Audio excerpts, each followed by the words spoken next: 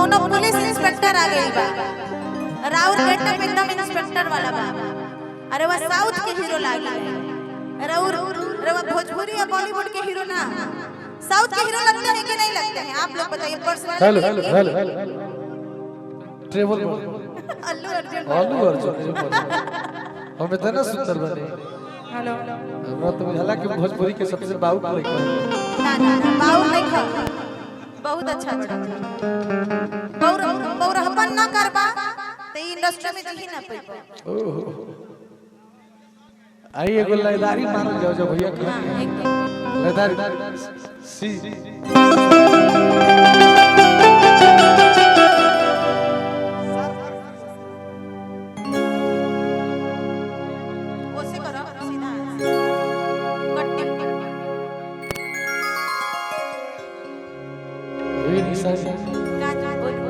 जब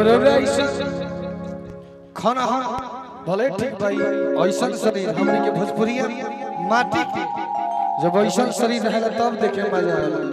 भोजपुरी में पाता लड़की के गुजारा नहीं, जब ऐसा भरल भरल लड़की जब अकाली में घर तब मजा आएला। सुखर पातर चीज में वैसा मजा ना आए। हमने के भोजपुरिया माटी हमेशा गुदगुर सामान खोजेला, एकदम गुदगुद।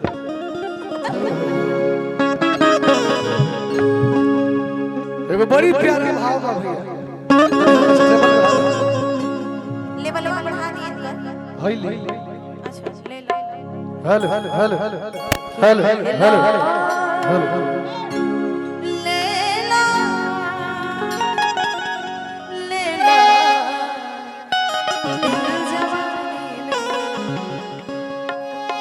तोहरे खातिर आइल बाटी बलुआ में।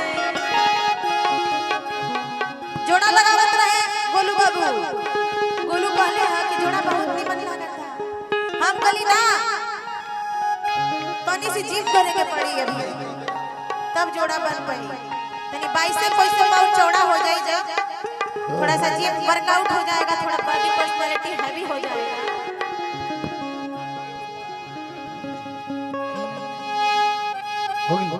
हो गइल क्या बात है? शुरू करिए अपन लगो लगो हो गए कि आगे लागल बा चढ़ली जवानी में। अरे की चलो अकिया बुता दी पलंग में लेला लेला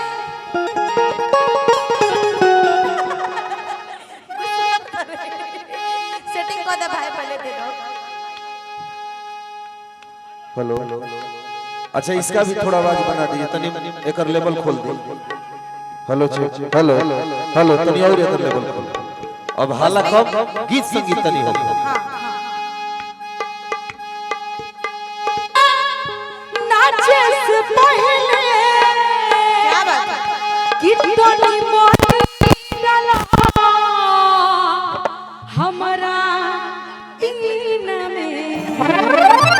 गोलू जी आपके सीने में दिल नहीं है, रुक जवाब मेरे से हरकते हैं पता नहीं क्यों हो।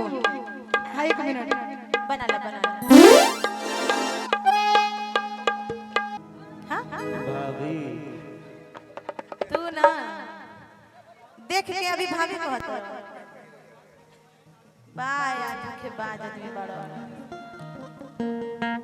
और ये एक लाइन बाबा पवन भैया का एक छोटा सा प्यारा सा गीत आप सबके बीच में। क्या बात है क्या बात है? कि दिल के दर्दिया के दवाइयों ना भेटा था कि छान छान आई है कुछ होना बुझा। हाय मोहब्बत बेचाता है बाजार में, केहू पिएला जहरिया केहू के प्यार। इससे बेटर सनहिया गाओ भैया, ये हमरा स्क्रिप्ट पे बा।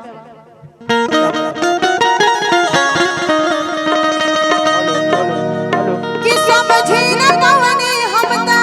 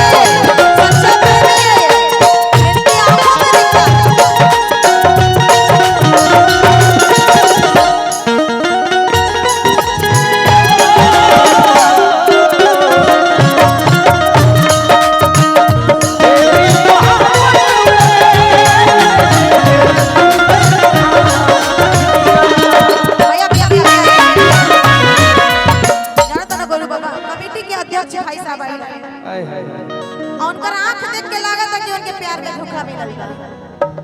उनका चेहरा देखा उनका मन रोवता और चेहरा हंसता कि समझे न पवनी तो असली राधा